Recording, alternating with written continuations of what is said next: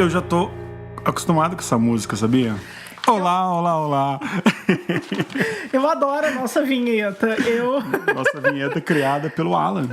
Olá, Tadeu. Olá, Jéssica. Como foi sua semana, Jéssica Balbino? Foi muito boa a minha semana, exaustiva. Trabalhei loucamente, mas foi bom. A gente comemorou seu aniversário. A gente comemorou meu aniversário. A gente bebeu muito aquele dia. A gente bebeu bastante aquele dia, mas tava muito gostoso. Inclusive, a gente fechou o bar, né?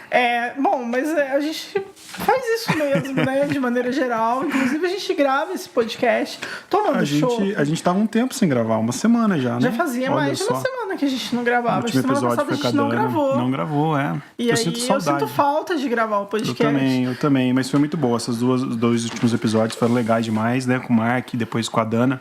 Com a Dana deu uma repercussão bem bonita aí, né? Foi muito bacana. Eu acho que quem ouve a gente podia começar a financiar a gente também. Eu também acho. Começar, sei lá, a gente futuramente, eu também acho. caros Atenção, ouvintes, patrocinadores. Vamos lançar uma vaquinha pra gente continuar gravando o nosso podcast. Concordo. Porque a gente se dedica muito a ele e é de coração. É de coração, mas seria importante a gente ter um apoio, porque afinal de contas a gente paga pra gravar isso pra vocês. Só que a gente toma um chopp do Alan aqui. Então é um momento. Na verdade, a gente paga pra ter esse momento. A nossa terapia. Tem aqui uma meia luz, o Alan ali rindo de tudo que a gente fala. O Alan sempre deixa o nosso ambiente meio sexy. Ele deixa o ambiente sexy. A gente gosta. Se algum ouvinte quiser conhecer o Estúdio Rock, manda e-mail pra gente. A gente traz aqui pra participar de um programa, ver de perto. E não é só um estúdio. O Alan é um produtor musical. Ele que fez a nossa vinheta. Ele que edita nossos programas. Então, fica essa dica. Estúdio Rock em Poços de Caldas. Conheçam.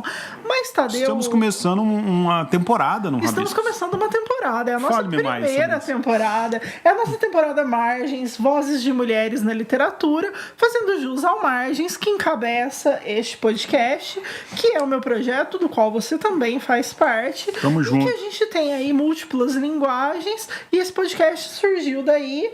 E nada mais justo do que a gente dedicar esse mês para as mulheres, não só, né? Acho que a gente ter pelo menos uma equidade no número de participantes entre homens e mulheres, a gente busca muito isso, porque a gente sabe que há um disparate, né, entre os números de publicações, e daí também a ideia de fazer essa temporada, de dedicar alguns programas às publicações feitas por mulheres, as temáticas que essas mulheres têm abordado nessa literatura, e hoje a gente tem a nossa primeira participação internacional. É mesmo, uma participação linda de uma poeta que eu conhecia recentemente, estou adorando os poemas, e ela vai abrir essa temporada de um jeito muito, muito especial, né? Muito especial, muito poético. Seja muito bem-vinda, Cali Boreas. Bem-vinda aqui ao nosso podcast. Seja bem-vinda mesmo. É um prazer te receber aqui com a gente. Olá, Jéssica. Olá, Tadeu. Olá. Prazer é todo meu. Fiquei muito feliz com o convite. E acho que o programa que vocês fazem é de uma importância enorme para esse espaço de divulgação e reflexão sobre o nosso meio literário. Então quero agradecer-vos em primeiro lugar por isso e depois por terem pensado em mim. Muito obrigada. Um prazer é um enorme. Prazer, a gente está muito feliz de te receber aqui. Para quem está ouvindo a gente, a Cali Boreas, ela é uma poeta, ela lança, né, tá lançando agora o Outono Azul a Sul. Eu amo esse título. É lindo esse título. Sai pela editora Urutau, se eu não estou enganada. Ela é portuguesa, como vocês devem ter percebido, mas também poderia ser moçambicana ou angolana, já que acho que o nosso sotaque é o único diferente. E ela vive atualmente no Rio de Janeiro e vai lançar o livro aqui no Free Poços, dividindo uma mesa com o Tadeu, comigo, que também lança um livro de poesias, que é a Inutilidade do Rascunho. E a gente vai ainda se ver muito. Mas pra gente começar, eu queria pedir, Cari, pra você ler algum texto do seu livro, pra gente até conhecer um pouco mais e falar sobre isso. Ok, então vou abrir aqui o livro. Acho que falei este. Chama-se Efeito Calo Kuleshov. Não sei se vocês conhecem o efeito Kuleshov. Eu, quando descobri isto, achei muito interessante, O efeito Kuleshov é um efeito cinematográfico que foi inventado pelo Kuleshov e que é muito interessante porque ele colocava uma imagem de um rosto neutro e depois colocava uma outra imagem em seguida que ressignificava aquela neutralidade. Então, um rosto neutro, que depois viesse uma imagem de um pássaro a voar ao crepúsculo, tu atribuis àquele rosto uma melancolia, uma saudade. Se for uma imagem de um punhal sangrento no chão, tu já atribuis uma imagem de terror àquele mesmo rosto. Então ele descobriu esta técnica e pronto, isso só para introduzir aqui o texto. Chama-se efeito Kalo-Kuleshov. Estou imóvel. Suspeito que me tornei um quadro, com debrum de areia, pequenas conchas e pontas de cigarro. À minha beira está o mar, em março. Ele desatentamente cospe nos meus pés e através de mim desamarro o vendaval Morse. Não escutes. Ainda estou imóvel. Sobre mim onde há uma constelação de abutres como uma indecisão boiando. Aos fundos de mim quando há a ficção citadina inacessível. Entre o tempo da água e o destempero do asfalto, a destempo tento ainda criar poesia. Ai, Llorona, olhos negros, e crio silêncios, basaltos, silêncios, a fazerem sala as tuas perguntas, no horário nobre do despresente. Faço um esforço, me recorto, dou um passo na Via Láctea, meus pés imprimindo a marca d'água, e enquanto me arranco à imobilidade, as tuas perguntas, a cidade se petrifica, basaltos, silêncios, solidões acústicas, presas na véspera ou num dia advindo a gastarem-se companhia no horário nobre da vida, que é a fina presença da morte. Agarro com força a escuridão e dou mais um passo. O garoto de short azul na areia sentado ficou ali, com o olhar perdido no desenho de um nome. A cadeirante, com o paninho de chão ao ar erguido, ficou ali, com a mão esperando os 4 reais. O velho de 88 anos, cansado demais, ficou ali, com a expressão do primeiro estremecimento do infarto. Passo por todos, passando neutra por mim mesma, vou direto à tua porta, enquanto junto pedaços. Em Morse, amar-se, em março, um amor-se, maio, ainda for tempo. Estou batendo, batendo, batendo. Nossa! A primeira coisa que eu preciso dizer é eu queria ficar pra sempre ouvindo você declamar poesia, porque é muito lindo isso. Nossa, eu não queria outra coisa da vida. Muito lindo. E muito lindo esse texto, muito lindo esse poema, carregadíssimo de imagens e que tem muito a ver justamente com isso que a gente está falando aqui, com esse mês que está começando e tudo mais. Eu queria saber de você, Kali, por que você escolheu exatamente esse, o efeito Kuleshov, né? Efeito Kalo-Kuleshov. Eu escolhi este porque este foi creio que se não o último, ou por aí o penúltimo que eu escrevi do livro. Então, provavelmente o que está mais próximo da poeta que sou hoje e do que eu ainda sinto hoje. porque o livro ele tem uma extensão muito grande de tempo, não é? Da história que ele conta. É a história do meu exílio, digamos assim, desejado aqui no Rio de Janeiro, que tem já 9 anos e, portanto, na altura que eu compus o livro tinha 8 anos, que foi o ano passado. E, portanto, como é uma extensão de tempo muito grande e foram poemas escritos muitos ao longo desse tempo, mas muitos também escritos o ano passado, e este foi um deles, e portanto acho que está mais próximo de quem fala hoje aqui. Acho que foi esse o critério que me fez escolhê-lo, ainda me sentir muito próxima dele.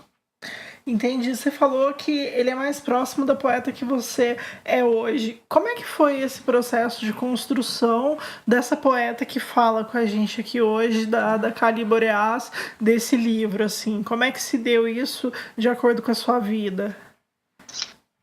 Bom, a minha poesia, acho que toda a poesia, mas falo por mim, é muito autobiográfica.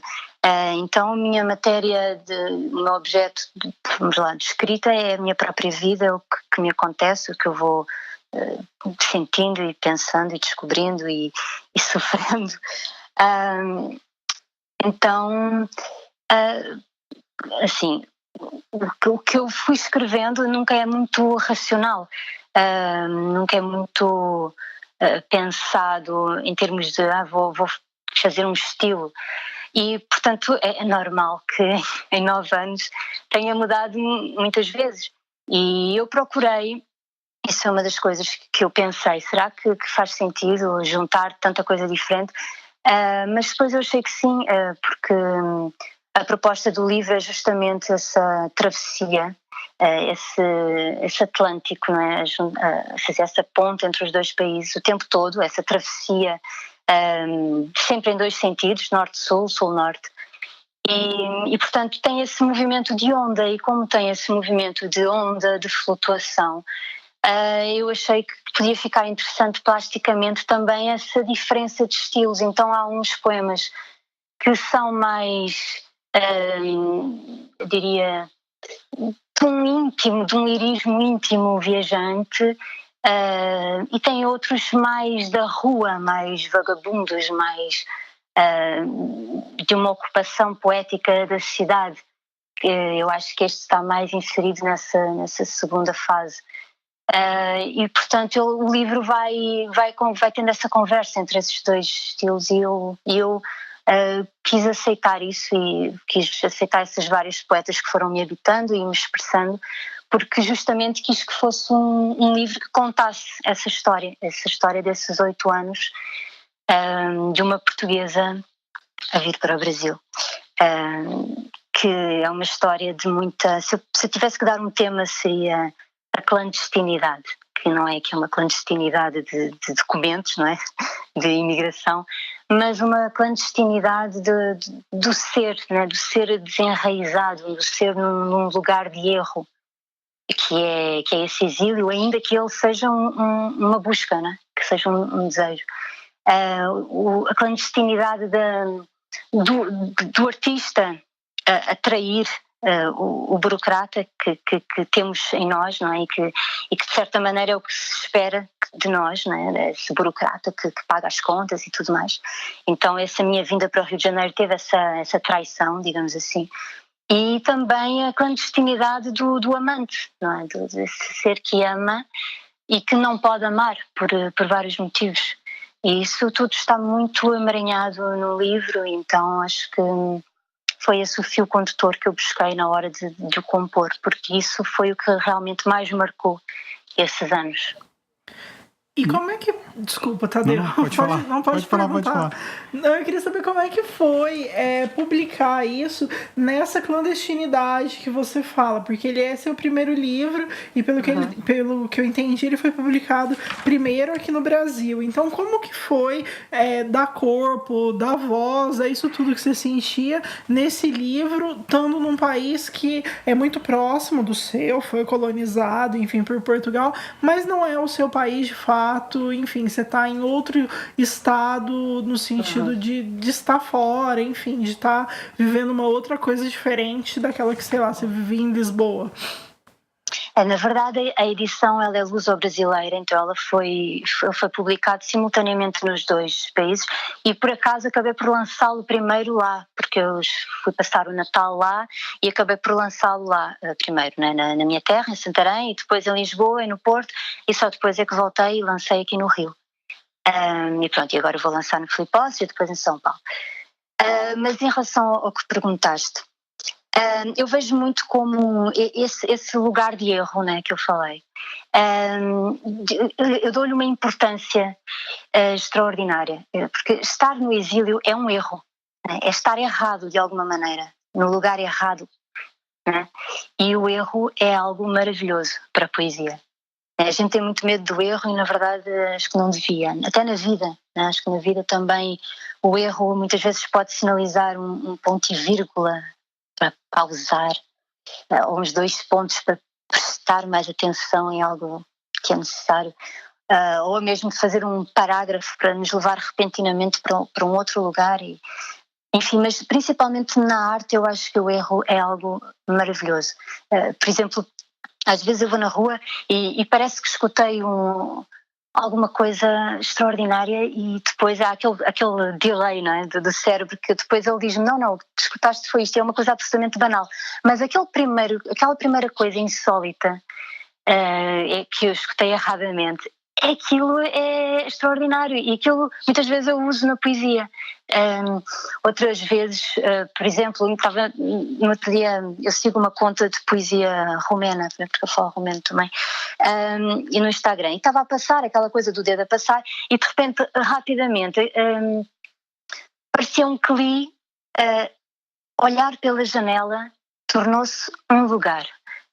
E aquilo pareceu-me incrível e voltei para trás e não era olhar pela janela tornou-se um tique, porque lugar é lock e tique é tique. Tique é um hábito. E quer dizer, a frase certa era absolutamente banal e a frase errada que eu vi erradamente era cheia de possibilidades, inclusive já usei num poema novo. Olhar pela janela tornou-se um lugar. Isso é lindo e isso nasceu do erro, né, da pressa.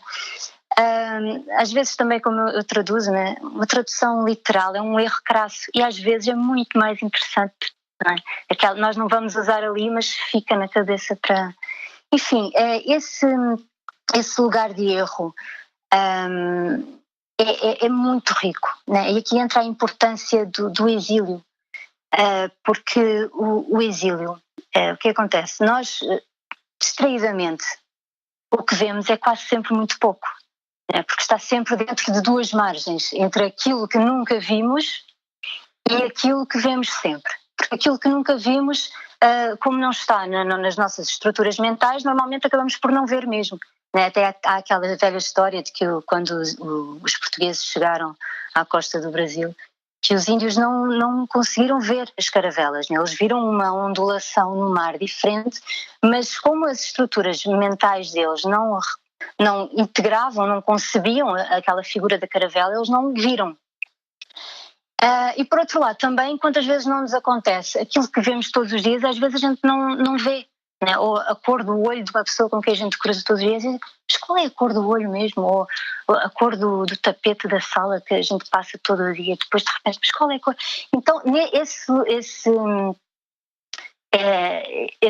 esse lugar cómodo, ele é muito ruim para a poesia, né? Eu acho que essa necessidade de sair desse lugar é esse desafio de transgredir essas margens, né? De, por um lado, fazer um esforço de ampliação das estruturas visuais e, por outro, fazer um esforço de presentificação ou desautomatização para treinar um novo olhar sobre aquilo que já é tão conhecido ou habitual que passaria por banal.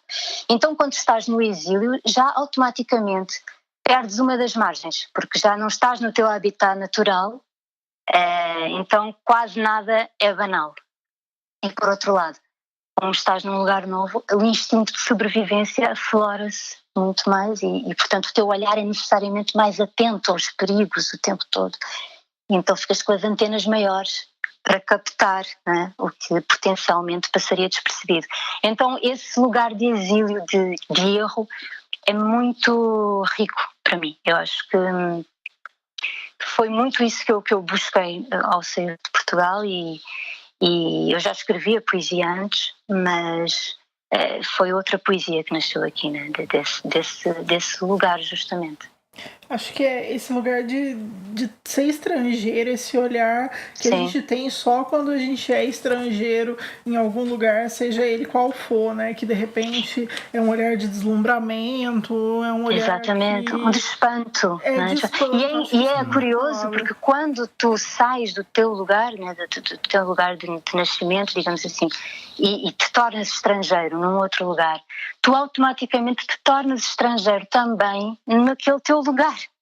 Portanto, eu hoje quando vou a Portugal já vou também como estrangeira, de certa maneira. Então esse olhar ele já ficou, é como se eu tivesse estendido a terra estrangeira a todo o mundo, né? E então, porque treinei esse olhar justamente porque tive esse exercício físico concreto de me deslocar. De repente isso acaba sendo bom pra poesia, né? Porque aí você não tá confortável em nenhum lugar. Exatamente. E acaba, sei lá, acho que criando mais justamente por conta desse espanto que você mencionou, né? Eu acho legal da poesia da Kali, até interrompendo um pouco aqui, é o movimento que tem, sabe? Eu gosto do movimento, da cadência que faz, porque o poeta ele é sempre um ser deslocado, né? Eu acho que a poesia ela é deslocada por natureza. E eu gosto quando você emerge numa frase, num contexto, numa prosa, né? Pelo que eu vi aqui, bastante da poesia da Kali é prosa. Até anotei uma poesia que eu gosto muito dela, que fala, Kali, que eu gosto demais, que fala assim: embaralho a mesma vista sem fim e peço pessimista por novos não lugares, olhares. Eu achei isso fantástico, porque quando você tem... é sobre isso, né? É sobre isso, um não lugar, né? Um não encaixar, né? Você falou de mudança de país, eu me questionando muitas coisas, muitos conflitos que eu tenho, que a poesia me ajuda muito quando eu vou escrever ou quando eu penso. Eu não tive uma infância numa cidade só, eu morei em muitas cidades, e eu descobri depois de mais velho que muito da minha angústia se vem por eu não poder falar para ninguém que eu sou de tal lugar. Eu não posso falar que eu sou de Poços de Caldas porque eu não sou. Eu não posso falar que eu sou de Curitiba porque eu não sou. Onde eu morei, ou São Paulo, que eu morei também, eu não sou. Então, eu sempre me senti um deslocado, um Don Quixote aí, perdido. E quando eu vejo a poesia, ou quando eu leio a poesia, eu sinto muito um abraço, né? E a Kali, além de ter uma poesia linda, né? Quando você declama também, eu acredito que os ouvintes vão sentir assim também, é um abraço. A poesia ela é um sopro na ferida, né? O mundo dói, né? Viver dói. Não adianta falar que não. A gente tem felicidades, mas a gente tem dores, e nessas dores tem os intervalinhos de felicidade, tem aquela angústia que a gente sempre busca. E eu me sinto muito privilegiado por ter descoberto a poesia. Eu acho que a poesia ela consegue relocar qualquer maluco, qualquer louco, qualquer boêmio, qualquer lua deslocada, né? E quando você tem... Eu falo que a poesia é uma noite, né? Porque a noite não tem competição, os bancos estão fechados, o comércio está fechado. Ninguém quer passar por cima de ninguém, né? As pessoas não estão correndo, as pessoas estão paradas. Os jornais estão sendo fechados. Com exceção dos jornalistas. Eu, por exemplo, eu só consigo escrever à noite. Eu também, por isso que eu... E de madrugada parece que as energias, esse frenesim baixa, né? E parece que a gente consegue ocupar melhor o espaço. Parece que é um silêncio, né? É um silêncio natural do dia e te empurra para aquilo, né? Seja você que escreve poesia, ou seja você que lê poesia e não escreve, também não tem problema. Eu acredito muito nessa redenção, né? Quando a gente se rende mesmo à essência, ao que somos, né? Parece que a gente tira mesmo todas as nossas roupas e a gente se expõe, né? Eu acredito que quando você consegue pôr para fora uma poesia, pode ter 1000 significados para 1000 leitores, mas você, quando está naquele papel escrevendo, pelo menos eu sinto assim, parece que eu tô lá completamente nu, completamente entregue e completamente vulnerável àquela coisa de que se você me conhecer bem, você pode me decepcionar e você pode me machucar de verdade porque você me conhece bem. E a poesia é um pouco disso, assim.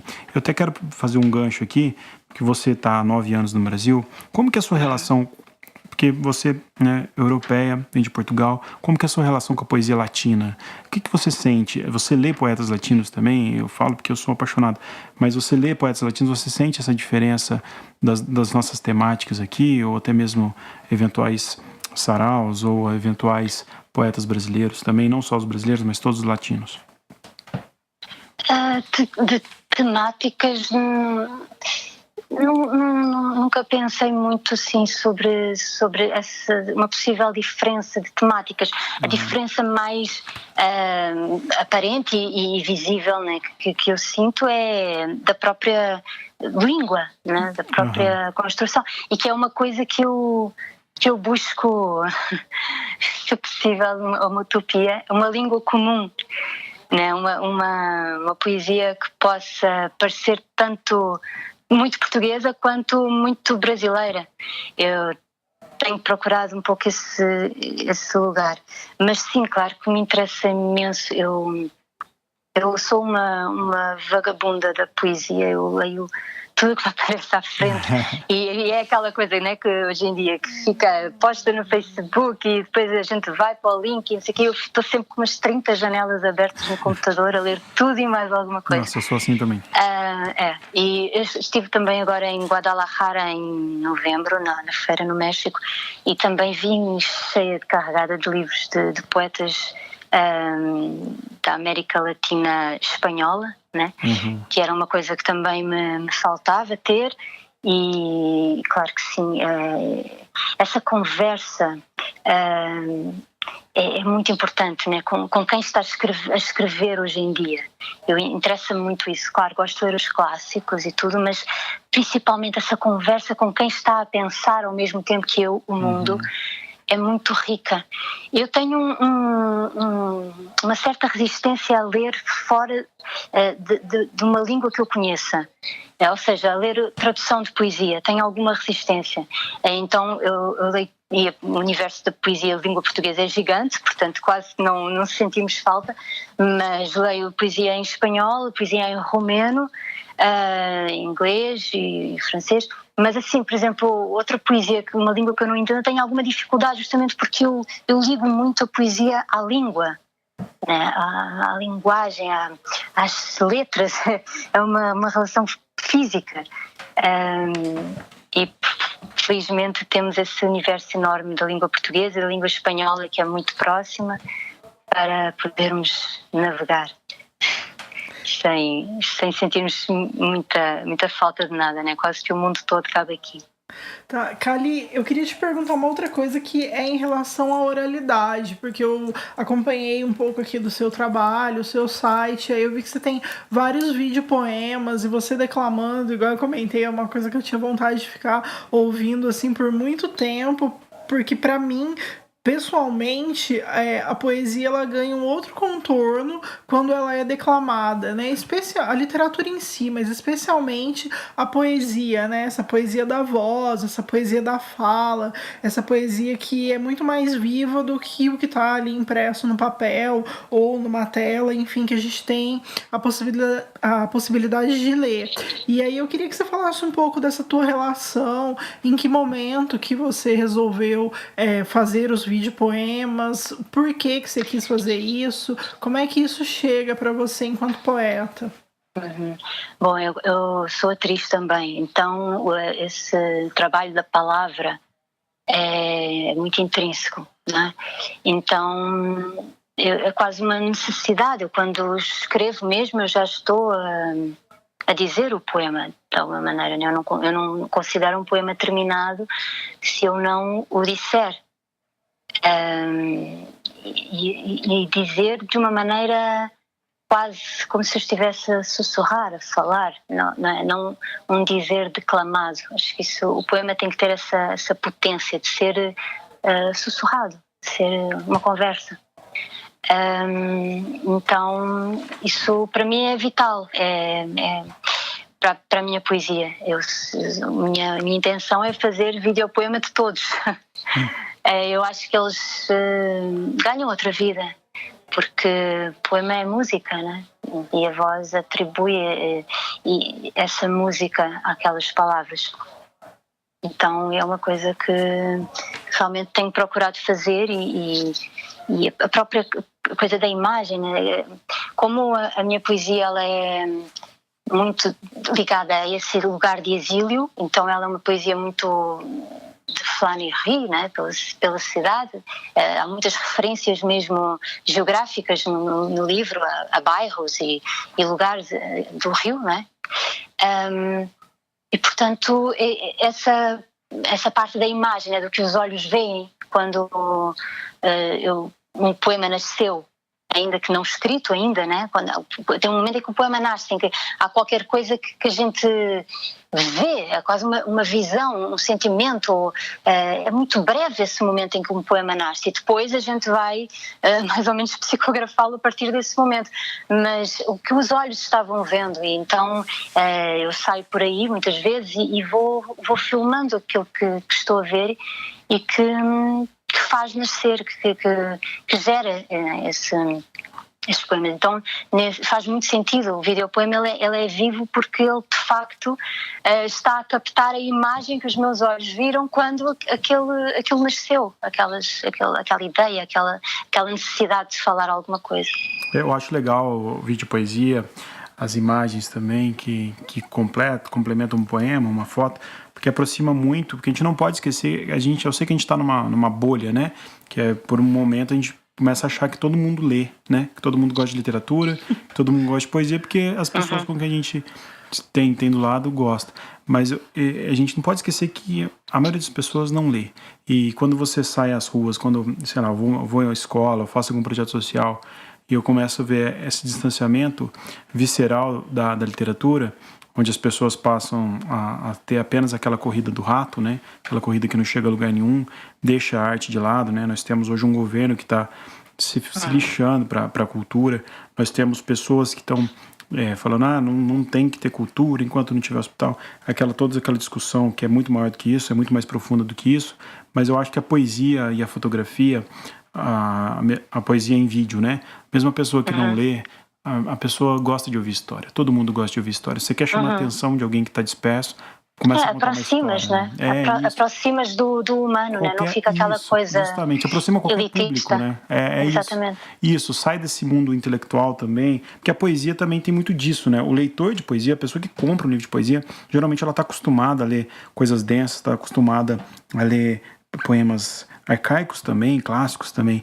Então, quando você coloca para uma criança de, sei lá, de 11 anos, 12 anos, que eu faço essas experiências, coloca um vídeo de poesia, uma pessoa declamando, aí a pessoa para, escuta e parece que o mundo começa a fazer sentido, parece que as coisas começam a ter sentido. Fala, o que é isso que eu estou sentindo? De onde que vem? E você consegue explicar, às vezes, num vídeo. E se você mostrar o mesmo texto daquele mesmo vídeo, a pessoa vai ler, não vai entender de pronto, porque a poesia tem um ritmo de leitura diferente, né? Porque a poesia é esse filtro no olhar, não é? Então isso pode... alguém que não escreva... Há uma frase no mundo do fado que é a seguinte: é tão fadista quem canta quanto quem sabe escutar. E eu aplico muito isso, eu acredito muito que isso se aplica à poesia também. Então, mesmo alguém que não escreva ou que não tenha o hábito de ler poesia, pode ser um poeta. Na hora em que se reconhecer poesia, não é? Se parar para ouvir uma poesia ou para ouvir um cantado diferente de um pássaro, ou para reparar numa luz que bate de uma maneira diferente no braço do sofá da sala, a pessoa tem um olhar de poesia e às vezes, por circunstâncias, a pessoa não tem acesso à leitura, não é? Então acho que se o vídeo, né, se a imagem, a fotografia, o Instagram, eu acho que por isso temos sim que estar nesse mundo também de conexão, né, com as pessoas, para que possa chegar de uma maneira que não seja óbvia, né? A pessoa não vai ter que ir à livraria, comprar um livro para ler poesia, de repente a poesia surge-lhe e se calhar angariamos um novo possível leitor. Eu acho que dessa maneira. Isso que você está falando é muito importante, porque você tem o dom de declamar, você como atriz também, como cantora, você tem o dom de se expressar também com o corpo, de se expressar com a voz. São poucas pessoas que têm esse dom. Às vezes tem poeta que gosta sequer de conversar com pessoas. Eu conheço poetas que não gostam de ter contato humano. Tem uns misantropos da vida, né? E eu acho estranhíssimo isso, porque por mais que eu particularmente goste de solidão, mas eu gosto de ter gente, porque se eu não tiver gente eu não tenho poesia. Mas eu acho que tem os momentos que a gente precisa de estar só e tem os momentos que a gente precisa compartilhar arte com o mundo, porque eu acho que o ócio, a solidão, o silêncio é importante. Então eu acho que isso é muito legal em você, que você conseguiu unir, você acaba sendo uma poeta completa no sentido de entregar o seu sentimento no coração do outro, entregar seu sentimento nos olhos do outro e na pele arrepiada do outro também. Nossa, que bonito, Tadeu faz podcast. Lindo. Fazendo poesia. Desculpa, poesia. gente. Vocês querem que eu saia só pra vocês ficarem declamando aqui. Não, mas é sério, é de verdade, de coração isso. É muito visceral. Porque a poesia, ela é deliciosamente inútil, porque ela tira-nos desse mundo funcional, né? Tudo tem que servir para alguma coisa. Não, a poesia não serve, quer dizer, não muda o mundo, não salva o planeta, é inútil, mas por isso mesmo é tão necessária. Porque há o grande perigo de ela iluminar um momento de quebra de uma solidão que nos é fatal. Então, alguém sentiu o que a gente sente, ou pelo menos a gente acredita que sim, né? E isso é tremendamente humano, é humano, conecta-nos, né? Então a arte é essa alquimia que transforma o que é triste, sofrido, o que é cru, feio às vezes, em beleza. E eu não falo de um sentido onírico de beleza, né? A reação à poesia às vezes não tem necessariamente de ser de encanto, né? Pode ser às vezes de estranheza, e eu acho que é uma reação tão válida quanto, né? A poesia não tem que ser sempre um lugar de acolhimento, pode ser também um lugar de agonia, de estranheza, de asfixia. Isso para mim é tão válido e deixa-me tão feliz quanto, né? Esses dois tipos de reação, mas é belo também, porque na medida em que nos conecta. Eu acho que a arte, a poesia, é podermos acreditar que estar vivo é belo. É esse espanto. Sim. Lá está o espanto, né? O espanto que o lugar do erro e do exílio tanto nos treina, né? Esse espanto. É muito lindo. Eu queria te fazer mais uma pergunta, Kali. Na verdade, são duas perguntas embutidas numa só. Se para você é mais fácil declamar a poesia com o sotaque português, se quando você escreveu e falou essa poesia em voz alta, isso foi intrínseco, assim, por ser o teu sotaque original mesmo, porque eu sei que você fala com sotaque brasileiro já. E uma outra pergunta a gente é muito fã aqui da Matilde Campilho, e foi inevitável notar assim, uma proximidade do que você faz com o que ela faz, em relação aos vídeos, poemas, em relação às poesias muito imagéticas, e, inclusive, com a relação com o Rio de Janeiro, porque ela morou um tempo no Rio de Janeiro quando ela lançou o Jockey, e aí você mora no Rio também. Então eu queria saber se isso já tinha ocorrido, se as pessoas já tinham comentado isso com você. São duas perguntas curiosas. Bom, a primeira, em relação ao sotaque, como eu disse mais atrás, eu procuro essa língua comum, né? Mas não no sotaque. Eu não gosto daquele sotaque a meio. Eu gosto ou de falar português de Portugal ou falar português do Brasil e que ninguém perceba que eu sou portuguesa. Entendeu? É isso aí. Quando eu cresci, então aí eu posso ser completamente isso. Carioca e a gente pode falar e tudo. Mas enfim, voltando. Eu gosto justamente de fazer essa mistura, mas passar de um para o outro, né? Nos videopoemas eu faço muito isso. E não sei porquê. Não sei porque é que numa estrofe, não é estrofe, mas porque é que até ali eu falo em português de Portugal e depois ali começo a falar em português do Brasil. Isso é muito intuitivo, mas eu busco fazer isso. Quer dizer, é mais uma tentativa de ponte, de travessia, né? de fazer essa aproximação dessas duas línguas, digamos assim, que eu já considero tanto uma quanto a outra minhas. Em relação à comparação com a Matilde, é curioso porque nós estudámos na mesma escola, na mesma cidade, e não nos conhecemos, mas temos uma grande amiga em comum, e foi essa minha amiga em comum com ela, que é a Vera, que me disse, mas nós estávamos todas, ela andava lá no liceu ao mesmo tempo com nós e tal. Eu, a sério? Mas pronto, não me lembro, nunca convivemos, e depois sei que ela morou aqui no Rio, mas só soube depois que ela já não morava. E portanto de certa maneira um não encontro, um desencontro, mas é ao mesmo tempo curioso porque temos essa origem muito igual, não é? Não só do mesmo país, como a mesma cidade, a mesma escola. Eu achei que vocês tinham passado cola uma para outra na escola. Eu estava muito em choque. E depois é engraçado essa coincidência também do exílio na mesma paisagem, não é? Então acho que é uma comparação que acaba por ser legítima porque obviamente se calhar vamos falar a partir do mesmo ponto de vista em alguns momentos, e pronto, mas realmente não nos conhecemos e não, para falar a verdade, eu ainda não consegui ter o livro dela.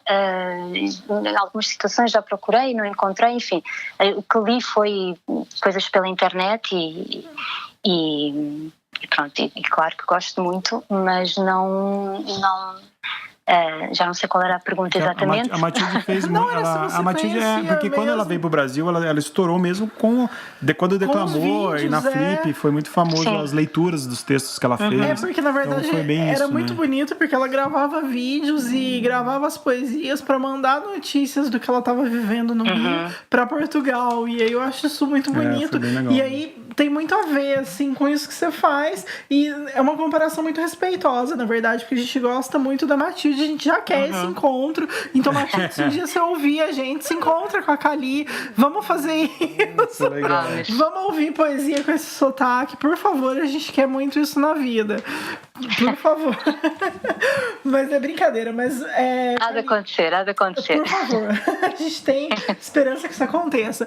A gente está encaminhando pro final do nosso programa, do nosso podcast, que é uma pena, mas antes da gente encerrar, a gente sempre tem um quadro aqui, que é o Na Sua Estante, que a gente pergunta o que o nosso convidado tá lendo e a gente também deixa uma indicação de leitura. A gente já tentou tirar esse quadro para ficar mais tempo conversando com os entrevistados, mas os ouvintes reclamam, eles gostam muito das sugestões, eles anotam, então a gente quer também editoras ganhar jabá, a gente quer ganhar Mandem nos livros, a gente tem pouca coisa para ler, né, Jéssica? A gente quer ganhar alguma coisa, brincadeira. Mas a gente quer saber o que você tem lido, se você tem alguma sugestão para deixar pra gente. Olha, neste momento eu estou numa fase em duas fases, mas uma delas é de resgate de um momento de leitora que eu não tive, porque não fui estudante, aluna no Brasil. Então eu não estudei os clássicos brasileiros. Tá tudo bem, eu fui estudante, certo? Também não estudei. Neste redemoinho da contemporaneidade, né, desta riqueza de contemporâneos que temos, e às vezes é muito difícil nós voltarmos para o clássico, não é? E eu pelo menos estava sempre a adiar e tal. Então estou a ler Machado de Assis, Memórias Póstumas de Brás Cubas e Grande Sertão Veredas de João Guimarães Rosa. Portanto, estou a resgatar estes dois autores e estou a achar uma coisa interessantíssima, porque o Machado é muito português, é como se eu estivesse a ler essa de Queiroz. Eu até fico assim, mas ele é brasileiro mesmo? Juro, eu fico assim, mas como é que é possível? Para mim é um português. E depois o Guimarães Rosa, ao oposto, completamente uma brasilidade tão forte e tão bela, e que por sua vez Guimarães Rosa eu amo muito, assim. E é interessante porque eu percebo que esta brasilidade tão intensa depois acabou por fazer o caminho para lá e acabou por influenciar muita da literatura africana e portuguesa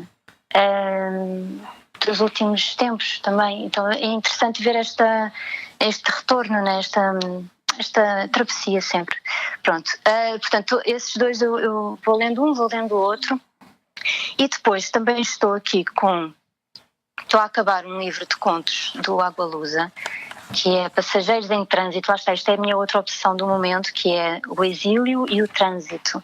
Então eu vi este livro no aeroporto quando estava a voltar de Portugal e o título logo me chamou a atenção. Eu gosto muito do Agualusa, uma escrita muito imagética, muito imaginativa. Então estou a acabar este livro de contos. Também tenho aqui um do Saramago, que a Pilar del Rio me deu agora lá em Portugal, quando eu fui visitar a Fundação Saramago, e ela muito gentilmente me deu este livro, que é, curiosamente, um livro de poesia, eu diria, de Saramago. Chama-se O Ano de 1993 e, curiosamente, foi escrito, apesar do título, em 1975, portanto, um ano depois da Revolução de 25 de Abril de 74, e é uma escrita absolutamente poética, traz um estilo elítico e alegórico, quase uma parábola. É muito interessante, é um livro estranho e belo ao mesmo tempo, traz um mundo anónimo, um cenário obscuro, assim, de destruição, quase uma pré-história, apesar de se reportar um futuro. Então é um livro muito interessante também. E depois, estou aqui com 3 que já, tipo assim, abri, já marquei o primeiro capítulo, mas para ler. Um é o 8/7 da Cristina Judar, que conheci lá em Guadalajara e, portanto, quero muito ler o trabalho dela. Outro é Poesia Chinesa, que é um romance do André Karamuru Aubert, que é um escritor com quem eu vou lançar o meu livro em São Paulo, juntamente com ele e com o Alberto Bresciani, não sei exatamente como é que se pronuncia. Alberto Bresciani. Tem o Ronaldo Bresciani confundido, desculpa. É um escritor de Brasília e eles convidaram-me também para lançar com eles em São Paulo, no dia 3 de maio, no Patuscada. E pronto, e vou ler este livro dele que se chama Poesia Chinesa. E depois tem também um do Atik Rahimi, que é um autor afegão que também me foi emprestado esta semana por um amigo aqui do Rio, também poeta, Fernando, que se chama A Balada do Cálamo, que também é dentro dessa obsessão do exílio. Eu acabei de ler do Mahmoud Darwish, que é uma edição de Portugal que eu acho que ainda não chegou ao Brasil, que se chama Na Presença da Ausência, é um poeta palestino, já morreu, e que também é todo em torno desse tema do exílio, belíssimo, por sinal. E, portanto, este do Atik vem nessa sequência. E pronto, é isso, que eu estou para aqui cheia de livros, mas a Cali ganhou da gente. Esses. Eu não vou nem falar o que eu tô lendo, porque ela foi de Machado de Assis. Quando a gente lê 3 de uma vez, a gente fala. Eu acho glorioso quando eu leio mais de um de uma vez. E ela foi assim, ela tá lendo tipo Guimarães Rosa e Cristina Judário. Desculpa, foi um prazer gravar esse podcast. A gente quando lê 3 livros, a gente já fala assim, nossa, a gente já tá lendo muito já, 3 de uma vez. Mas muito bom. Vocês também sentem essa ansiedade de tudo cá para ler? Eu sinto essa ansiedade. Muito, desesperadamente. É muita coisa, é um desespero. Por isso é que eu vou lendo vários, porque assim eu tenho a sensação que não vai dar tempo. Que não estou em falta, não estou tanto em falta, né? Porque imagina se eu estivesse só a ler para que eu tivesse que acabar de esperar que acabasse de acabá-lo para depois começar, não. Não, é tudo ao mesmo tempo. A gente tem que ler tudo ao mesmo tempo. E o que você está lendo, Tadeu? Bom, vou falar da minha queridinha também, portuguesa, Florbela Espanca, que já falei dela em vários episódios. Mas agora, no fim de semana passado, eu li o Dominó Preto, que é o livro de contos, que eu gosto pra caramba. Eu reli, na verdade. Eu releio alguns livros na minha vida e Florbela é uma poeta que eu releio, tanto quanto a Sylvia Plath, que é a minha paixão também. E esse livro eu indico demais, Dominó Preto, que são vários contos. Tem um conto que eu gosto muito, Mulher de Perdição. Tem a margem de um soneto também, que é lindíssimo, né? A Florbela, para quem não conhece, também é portuguesa, né? E ela, como os nossos escritores queridos, também cometeu suicídio, né? Numa terceira tentativa aí. Ela, na verdade, ela tentou suicídio 2 vezes. Ela esforçou-se muito para si. Foi um pouco antes de Charneca em Flor, né? Até ela tentou 2 vezes, que é a obra-prima dela aí. E, inclusive, acho que é na cidade de Matozinhos, que eu sempre vejo foto, acho lindíssimo, tem uma biblioteca lá com o nome dela. Não conheço, você conhece Matozinhos, Cali? Não. Me falam que é uma eu sou mais um bocadinho do sul, sou mais do sul. Tá. Mas falam muito bem, assim, da cidade, do charme, né? Então, eu falo desse livro, que ele é de 1982, né? 50 anos depois aí da morte prematura da Florbela, que morreu com 36 anos. E, bom, quem me conhece sabe que eu sou fã dela. E fica aqui a dica do Dominó Preto. E você, Jéssica Balbino, o que está lendo? Eu tô toda contemporânea. Eu tô lendo o Ao Vivo em Goiânia, 4 contos de patroa, da Ciane Mello. A Ciane, que é uma maranhense, ela é do projeto Mulheres que Escrevem. E eu gosto muito da escrita dela. Eu já li as coisas dela no Medium. E aí ela tem esse e-book na Amazon. Inclusive, eu pedi pra você pegar pra mim. Sim. E eu tô curtindo muito, assim. Eu gosto muito da escrita dela, porque eu acho muito despojada. Tem um quê de uma literatura meio erótica, mas muito contemporânea também. Gosto bastante e sou uma fã da Ciane, e aí tô lendo esse livro dela. Por enquanto tô lendo só esse, depois eu te passo ele aqui, ou você pega na Amazon, porque custa muito barato. É baratinho, acho que foi uns R$2, eu acho. Foi tipo R$2. E Depois você me paga com juros. dá pra você ler também. Mas é isso. Vamos encerrar com uma notícia. Vamos. Que a gente tem uns minutinhos ainda. Uma notícia engraçada. Já que a gente está falando de imagem e som, eu vi uma notícia muito legal no El País, que está falando aqui que chega a vida... fazia tempo que a gente não falava de notícia aqui, Fazia né? tempo que a gente não trazia. A vida piora a arte. A gente Ou tem não, um nesse quadro, caso. Cali, que chama A Vida Piora a Arte, e aí a gente costuma ler umas notícias, não sei. Essa notícia eu achei muito legal, Jéssica e Cali. Vamos ver o que vocês acham, já que a gente está falando de sons e imagens, né? Chega o pornô em áudio. Olha, atenção, hein? Atenção, Ciane, que grava, que tem contos eróticos. Esqueça a imagem. Notícia do El País, hein? Pois o som pode ser muito mais excitante. O pornô inaugura uma nova modalidade. São histórias para ouvir apenas. Eles fomentam a fantasia e transformam a voz no órgão erógeno por excelência. Algumas editoras de romances eróticos, como Café com Leite, estudam a possibilidade de lançar livros nesse formato. Tem mais... Hoje, o pornô erótico, mais no formato em inglês e espanhol, mas está chegando aí no Brasil. O que vocês acham disso? Eu quero me candidatar para gravar alguns textos em português. Isso é uma coisa bem feminina, eu acho, né? Porque eu acho que o homem ele é mais ligado à visão e a mulher é mais ligada à voz, tenho essa impressão. Então acho que é um projeto bastante feminino. Essa coisa da voz, eu também há uns tempos descobri que existe uma febre eu esqueci-me de como é que se chama, é uma técnica, enfim, que alguém começou a usar, que a pessoa ouve barulhinhos. A pessoa faz barulhinhos e depois a pessoa vai no YouTube a ouvir esses barulhinhos e aquilo massageia o cérebro e aquilo diz-se, né? Legal. Que aquilo vai e depois relaxas e há pessoas que adormecem e têm sensações e diz-se até que se pode chegar a um orgasmo com aquilo, com barulhinhos, vários barulhinhos. Faz todo sentido, porque na verdade o barulho ele estimula muito, né? Por exemplo, barulho de moto, tem vontade de matar uma pessoa, né? A pessoa lendo poesia com sotaque português. Eu quero ficar pra sempre ouvindo. É muito forte, né? O som é uma potência grande. Sim, acho que faz sentido. Essa foi então A Vida Piora a Arte. Ou melhora, no caso. Nesse caso, ela melhora a arte. Eu gosto, quero me candidatar e foi. Cali, muito obrigado. Foi muito incrível esse episódio. Foi muito poético.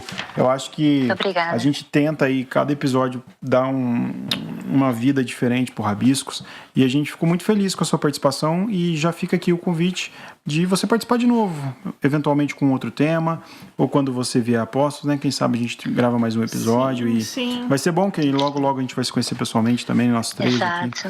Podemos conversar, nos abraçar e tudo lembrando mais. Que vocês vão lançar o livro no dia 27 de abril, às 2 horas. De abril, às 14 horas. Lá na Arena Cultural. Na Arena Cultural, no Filipostos, entrada gratuita. Então quem tá ouvindo, quem tiver por Postos, é um fim de semana que precede o feriado do Dia do Trabalho. Então quem emenda, venham, porque o Filipostos é bem imperdível. Não é porque eu trabalho lá, porque antes eu não trabalhava e já era fã. Fui em todas as 3 edições e vou na 14ª. E vai ser muito legal. A gente vai lá, eu com a Cali, a gente vai dividir uma mesa, a gente vai falar de poesia, a gente vai ler nossas poesias, e logo depois da mesa vai ter o lançamento. Então a gente vai estar lá também para assinar os livros, para trocar ideia. Também. E a Jéssica vai estar lá, porque a Jéssica é onipresente. Porque eu sou onipresente. Cali, eu queria te agradecer muito. Obrigada por ter disposto do teu tempo, por ter dividido um pouco da tua vivência e do teu trabalho aqui com a gente. Parabéns. Jéssica, Tadeu, muito obrigada. E quero pedir-vos que continuem com o programa porque ele é realmente muito importante. Eu às vezes ando aqui e ando à procura para ouvir isto. Poetas, escritores e artistas a falar. Então acho que isto é realmente uma missão de muita importância. Muito obrigada por me terem Muito obrigado. E Cali, quem quiser te achar, como que faz? Seus e-mails ou rede social? Sim. O que você quer passar pro pessoal aí? Tem o site, que é caliboreas.com, caliboreas.com, em brasileiro, e tem onde mais, eu digo que é uma extensão fotonarrativa do livro, que é o Instagram, né, onde eu vou colocando as imagens que me inspiraram, muitos dos poemas e as que continuam a inspirar novas escritas, que é o Cali Boreas. Então é sempre o meu nome, Cali Boreas. Acham-me no Instagram, no Facebook, e tem o site que também tem todos os caminhos e tem os videopoemas, tem a agenda, tem como conseguir o livro, enfim. Legal. Muito obrigado. Tá bom? Muito obrigada por este espaço. Obrigado a todo mundo aí também. Obrigada. Todo mundo que tá ouvindo. Um beijo. Beijo a todos. Tchau, tchau.